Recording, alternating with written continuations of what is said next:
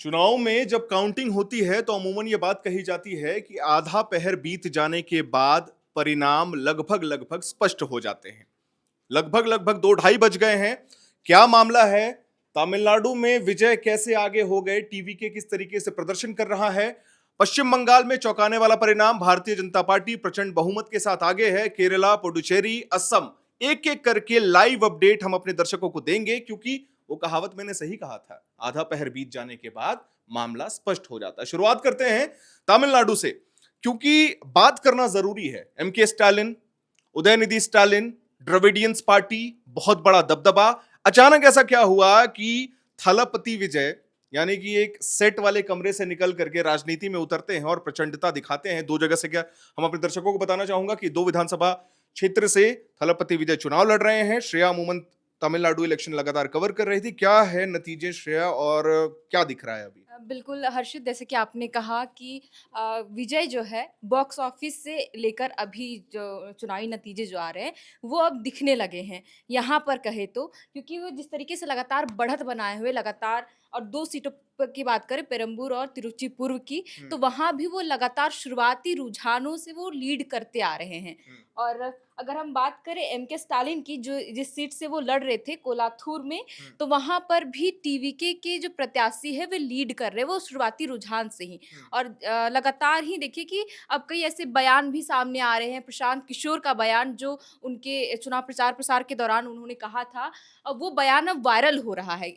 और वहीं दूसरी तरफ कई तस्वीरें भी आई कि विजय के घर के अंदर जो उनके सीटियां बज रही हैं। बिल्कुल उनके परिवार के सदस्य खुशी के माहौल में झूम उठे हैं, सीटियाँ बजा रहे हैं। जैसे ही विजय के पिता अंदर आते हैं, हम्म। परिवार के सभी लोग उनका स्वागत करते हैं और झूमते हुए नज़र कितना आ रहे हैं। कितना लीड से है, दिखा सकते हैं श्रेया आप दर्शकों को?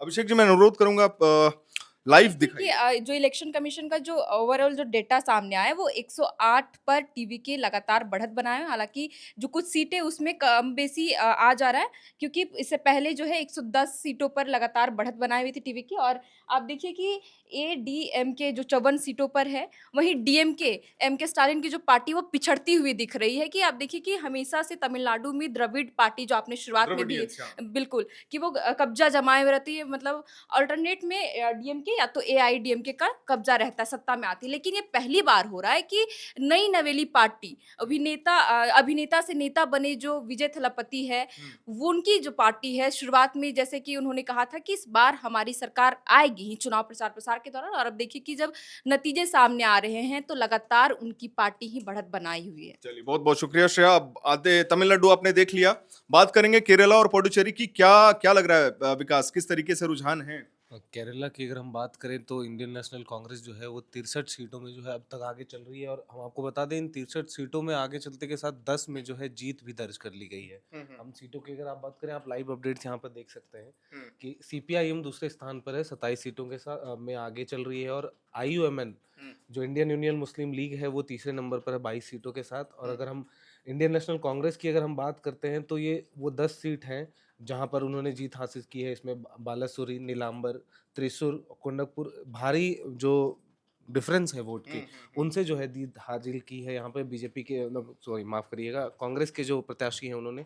इसके बाद अगर हम पुडुचेरी की बात करें तो टोटल 30 यहाँ पे विधानसभाओं का चुनाव होना था, जिसमें से 16 के नतीजे अब धीरे-धीरे साफ हो रहे हैं, जिसमें से 9 जो है ऑल इंडिया एनआर कांग्रेस ने अब तक जो है जीत हासिल कर ली है वहाँ पे। और भारतीय जनता पार्टी के खेमे में जो है 2 सीट्स यहाँ पर गई हैं, और बाकी अन्य पार्टियाँ जो हैं उनको 1-1 सीटें कहीं पे मिली है। तो तो अभी कहीं ना कहीं एक सवाल है जो इसको थोड़ा संक्षेप में रखते हैं विकास, की वाम दल एक ही राज्य में बचा हुआ था अस्तित्व, केरला, अब वो भी जाता हुआ नजर आ रहा है।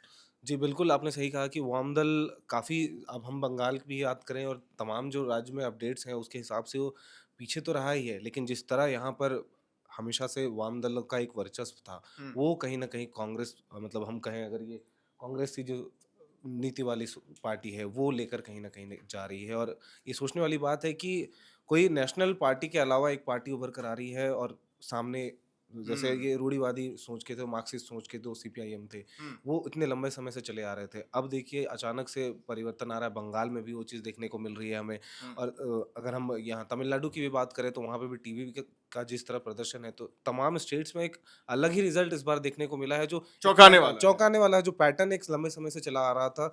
जिन पार्टियों की जो दबदबा था उन राज्यों में, वो अब धीरे धीरे कहीं ना कहीं इन जो राज्य हैं इनमें घटता नजर आ रहा है। चलिए, आपने तमिलनाडु सुन लिया, आपने केरला सुन लिया, आपने पुडुचेरी सुन लिया, अब असम और वेस्ट बंगाल।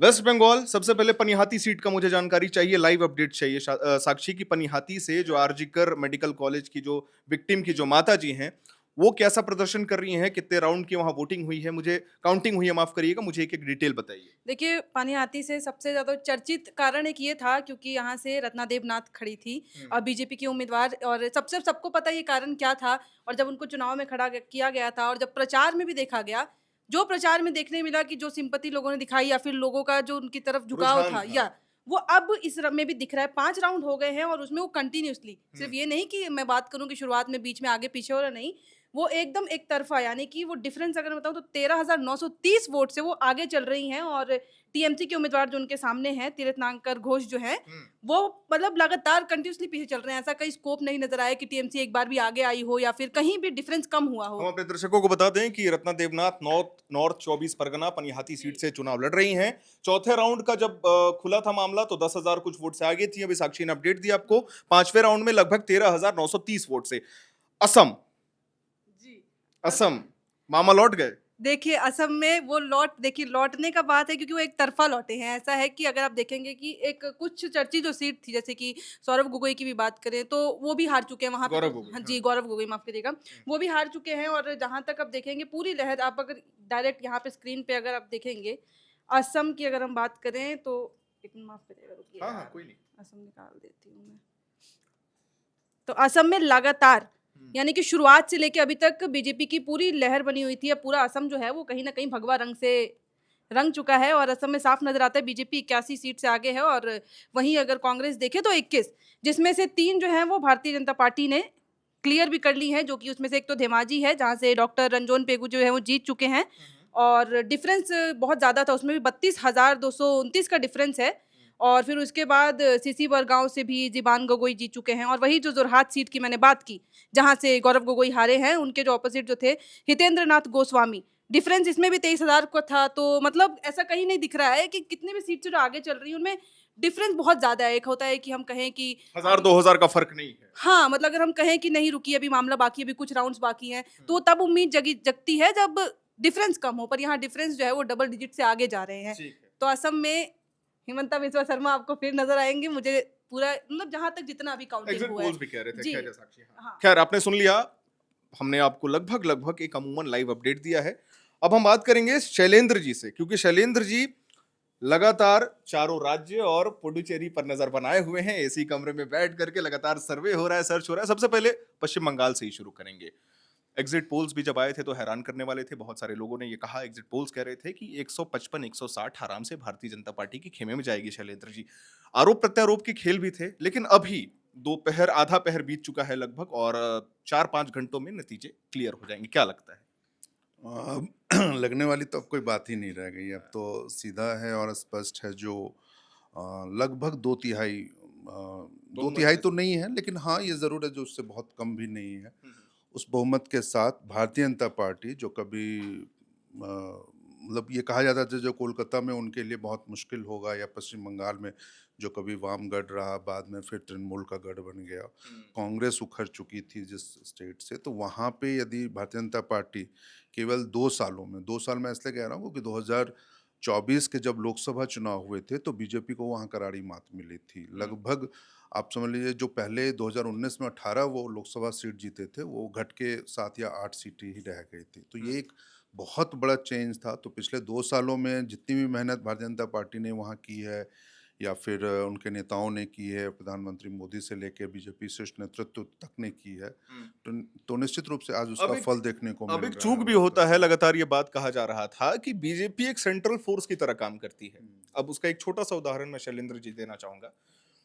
15 दिनों तक गृह मंत्री बंगाल में रहते हैं। स्टार प्रचारक हो, रवि किशन हो, बड़े बड़े दिग्गज वहां चुनावी मैदान में उतरते हैं। राहुल गांधी कार से एक वीडियो बना करके डाल देते हैं और वो भी लोगों ने कहा कि वो जो है बीजेपी के खेमे में गया, क्योंकि वो हाँ, क्योंकि उन्होंने ये बातें कह दी ना जो ममता बनर्जी ने ही बीजेपी के लिए रास्ता तैयार किया है। हाँ। यानी इन लोगों ने आप कह सकते हैं ना, जो बीजेपी एक ऐसी पार्टी है, मैं एक लाइन लेके फिर मैं राहुल गांधी की बात पे वापस आऊंगा, जो पहले दिन से, यदि आप कह लीजिए, जैसे आज यदि हम बात कर रहे हैं 4 राज्यों और एक केंद्र शासित प्रदेश की, तो अब आप समझ लीजिए जो आज प्रधानमंत्री का संबोधन होना है वहाँ पे पार्टी मुख्यालय में नई दिल्ली में, और कल से आप देखिएगा ना जो वो उत्तर प्रदेश के चुनाव की बिल्कुल तैयारियों में जुड़ 8 जाएंगे। महीने, जबकि 7-8 महीने डेफिनेटली। हैं। तो यही एक अंतर है बीजेपी और दूसरी पार्टियों में, जो आप पार्टी मतलब कि तैयारी जिस तरीके से होनी चाहिए चुनावी जीत के लिए या फिर संगठन के लिए, वो आज के दिन में सिर्फ भारतीय जनता पार्टी में नजर आता है। कांग्रेस आरोप प्रत्यारोप का खेल खेलती है, या फिर आप मान लीजिए आप लोकसभा चुनाव में खड़े थे तब आपको ममता बनर्जी बहुत प्यारी लग रही थी, आज विधानसभा चुनाव में है तो फिर आप उनको बता रहे हैं जो वो भारतीय जनता पार्टी के लिए रास्ता बना रही है। तो निश्चित रूप से ये मतलब राहुल गांधी के बारे में क्या ही कहा जाए, एक लेकिन बात ये एक आपको बात और जरूरी है, जो मुझे एक चीज है जो इस रिजल्ट में, वो थोड़ा सा कह लीजिए आप चुभने की बात है, जो जैसे आपने एग्जिट पोल की चर्चा की, एग्जिट पोल फिर भी है जो चुनाव के या मतदान के बाद की स्थिति बताते हैं, या फिर आप जो भी एजेंसियां इसको करती अपना हैं वो सर्वे सर्वे सर्वे करती करते है। हैं। हाँ।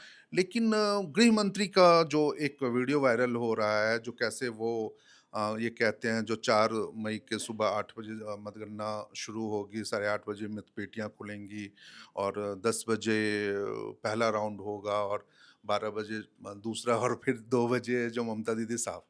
तो ये एक मुझे कॉन्फिडेंस का ना, मुझे इस बयान पे थोड़ी सी आपत्ति थी, या आपत्ति कह लीजिए, या फिर ये चीज जो क्या वाकई उनको पता था जो रिजल्ट कुछ ऐसा ही आने वाला है। ये भी तो हो या सकता है कि जनमत एक को कॉन्फिडेंस होता है शैलेंद्र जी। नहीं, कॉन्फिडेंस है निश्चित रूप से, आज कई लोग सोशल मीडिया पे इसको कॉन्फिडेंस और ही इसका लिख रहे कारण हैं। यूं कह रहा हूं कि तमिलनाडु में परिणाम घोषित होने से पहले थलपति विजय शपथ ग्रहण की तैयारी कर रहे थे, तो अब इसको आप क्या कहिएगा कि नहीं, वो मिले देखिए, हुए हैं? ये नहीं, मैं जैसे कह रहा था जो 2/3 मतलब या फिर जो चुनावी जीत का दावा करना, आप तैयारी कीजिए वो अलग बात है, लेकिन सीटों के बारे में यदि आप दावा कर रहे हैं तो निश्चित रूप मुझे लगता है, जब मुझे आपके बयान के पीछे की चीजों को तो समझना चाहिए फिर। एक बात, दूसरी एक महत्वपूर्ण बात, आप ये आरोप प्रत्यारोप कर सकते हैं पॉलिटिकल कॉरिडोर में कह लीजिए, या भी जो भी चीज़ें हैं, जो आप कितनी सीटें जीतेंगे या फिर किन चीज़ों के, लेकिन इस तरीके से दावे करना वो थोड़ा मुझे लग रहा है जो थोड़ा सा, लेकिन खैर आज रिजल्ट का दिन है, आज रिजल्ट पे हम बात करें तो ज़्यादा बेहतर है। चाहे अब तमिलनाडु की बात यदि हम कह लें, जो तमिलनाडु की सबसे बड़ी बात है जिसकी चर्चा अभी तक हम नहीं कर पाए, वो विजय के चुनावी वादे बहुत गंभीर हैं और बहुत बहुत बड़े हैं। मुश्किल, बड़े भी हैं, क्योंकि अब तो जिम्मेदारी उन पे ही उन आने पे है, वाले हाँ। हैं। हालांकि अभी ये स्पष्ट नहीं है, जो सरकार के लिए जो बनाने के लिए जो मिनिमम उनको 118 सीटें चाहिए, यहीं अभी पे मामला भी 110 फंस रहा है, बिल्कुल। नहीं, फंसना नहीं है, 110 सीटें उनके पास है, तो पहली प्रायोरिटी निश्चित रूप से उनको सरकार बनाने की मिलेगी, अब पहला न्योता उनको ही मिलेगा। कौन लोग उनके साथ आ रहे हैं ये देखने वाली बात होगी, क्योंकि छोटे छोटे दलों के पास शायद इतनी सीटें नहीं है, या तो फिर अब जितने एआईडीएमके या डीएमके, कांग्रेस कांग्रेस तो महज 2 या 3 सीटों पे ही आगे चल रही है, तो वो तो चुनावी वादे पूरे करना उनके लिए, क्योंकि सबसे बड़ा वादा उन्होंने ये किया है ना, जो साल के 6 साल में वो 6 एलपीजी सिलेंडर मुफ्त देने वाले हैं। तो ये आप और जब अभी एलपीजी क्राइसिस से पूरा इंडिया जूझ रहा है, तो वैसी स्थिति में ये दूसरा जो 8 ग्राम सोना गरीब महिलाओं को शादी में देने का, या फिर 2500 रुपये प्रति महीना महिलाओं के खाते में पैसे भेजने का, तो ये तमाम ऐसी चीज़ें हैं जिसके आधार पर अब, लेकिन एक ये ज़रूर है जो तमिलनाडु हमेशा भावनात्मक राजनीति का केंद्र रहा है, वहाँ पे मुद्दे इस तरीके से ही रहे हैं। आप थोड़ी देर पहले एक वीडियो शूट कर रहे थे, तो उसमें आपने कहा था जो एक व्यक्ति आता है और फिल्मी दुनिया से और वो चमत्कार करके चला जाता है, ये पहली बार नहीं हुआ था। ये हमने पवन कल्याण के era में भी देखा नहीं, है। पवन कल्याण से उससे भी पहले, यदि आप शायद उस समय तो आप नहीं थे, लेकिन 1982 की बात मैं कह रहा हूँ, जब आंध्र प्रदेश में एनटी रामाराव कैसे वो कांग्रेस की सत्ता को उखाड़ फेंकने में वो कामयाब होता है। लेकिन खैर अब जब उन चीज़ों को हुए, आज लगभग आप उम्मीद कर सकते हैं जो 40-45 साल हो गए, तो जिन परिस्थितियों में अब चुनाव परिणाम आए हैं, तो कई संकेत भी हैं भविष्य की राजनीति को लेके, भविष्य के चीज़ों को लेकर के, जो आप इन तमाम चुनाव परिणामों को किस रूप में देखते हैं। लेकिन हमको ये नहीं भूलना चाहिए, जो जितने आरोप, गंभीर आरोप चुनाव आयोग पे लगे, बीते 1.5-2 महीने में, पौने 2 महीनों में। मुझे लगता है जो शायद अब वो समय आ गया है जो चुनाव आयोग की भूमिका पे, उनके कोशिशों पे या उनकी नीयत पे भी शक तो ज़रूर करना चाहिए या फिर उसको साफ-सुथरा होना चाहिए। सारे परिदृश्य आपको दिखा दिए, चुनाव आयोग, पश्चिम बंगाल, केरला, तमिलनाडु, पुडुचेरी, सब कुछ। अब ये तो था आधे पहर का अपडेट, लेकिन मामला भी खत्म नहीं हुआ ना। वो कहा जाता है कि पिक्चर खत्म होने से पहले एक क्लाइमैक्स होता है, तो क्लाइमैक्स में अभी तक हम घुसे नहीं है। क्लाइमैक्स में आएंगे और चर्चा करेंगे, लेटेस्ट अपडेट देंगे। देखिए न्यूज रूम में एक बार अभिषेक जी से अनुरोध भी कहूंगा, दिखाइए हमारे यहाँ पूरे सैनिक तैनात हैं, एकदम एकदम नहीं होता है कि कर्मठता के साथ काम कर रहे हैं, लगातार अपडेट्स ले रहे हैं। बाकी आने वाले समय में क्या कुछ अपडेट्स आएगा अपने चैनल के माध्यम से अपने दर्शकों को देते जाएंगे। वीडियो को लाइक करें, शेयर करें, हमारे चैनल को सब्सक्राइब करें। कैमरे के पीछे मौजूद है मेरे सहयोगी अभिषेक मुकुंद, मेरा नाम है हर्षित और आप देख रहे हैं एयर नाउ।